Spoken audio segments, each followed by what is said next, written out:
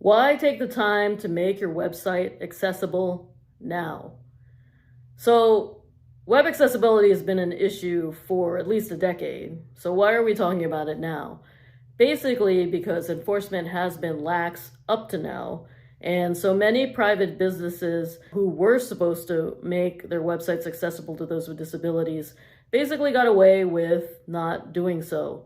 And they had little to no repercussions as a result. And for a decade, the community of the disabled had to struggle online trying to find websites that were actually navigable by their assistive devices. And because of the advocacy work of people in that community, the government is finally taking notice here in the United States, and enforcement has been on the rise.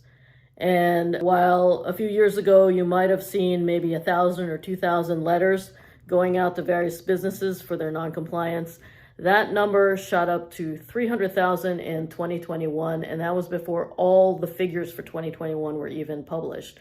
So it could be even higher. So we went from like a few thousand to like 300,000 in 1 year. And this is only going to get more and more of an issue for business owners.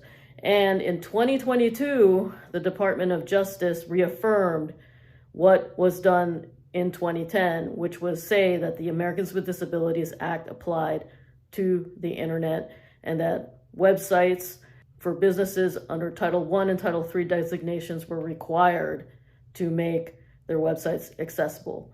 Now, Title II businesses were actually public. They were government agencies. So Title II businesses fell under Section 508 guidelines, which were one of the more strict guidelines for accessibility in the United States. And so federal agencies have been very compliant and aware of this issue and dealing with it for the past decade with the Section 508 guidelines. If you are someone who works for the government, if you are someone who works as someone who gets a lot of business as a federal contractor, then you know all about accessibility and you've been dealing with this for a while.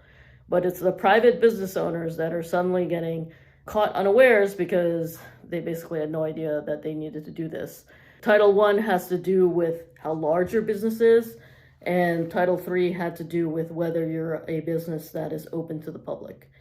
And so a majority of businesses fall under these guidelines, and that means you probably have to make your website compliant. And if you don't do anything about it now, the likelihood of you getting sued has just skyrocketed as a result of this increased enforcement. And what is happening is that certain industries are being targeted first to make sure, and education is one of them. So if you're someone who works for a college or university that is private, you may have already been aware now of this issue because they've been clamping down a lot. So all the friends that I know who are working with higher education, it's part of their job now to everything that they release on the internet needs to be accessible. So some people are scrambling for that kind of training to know what to do.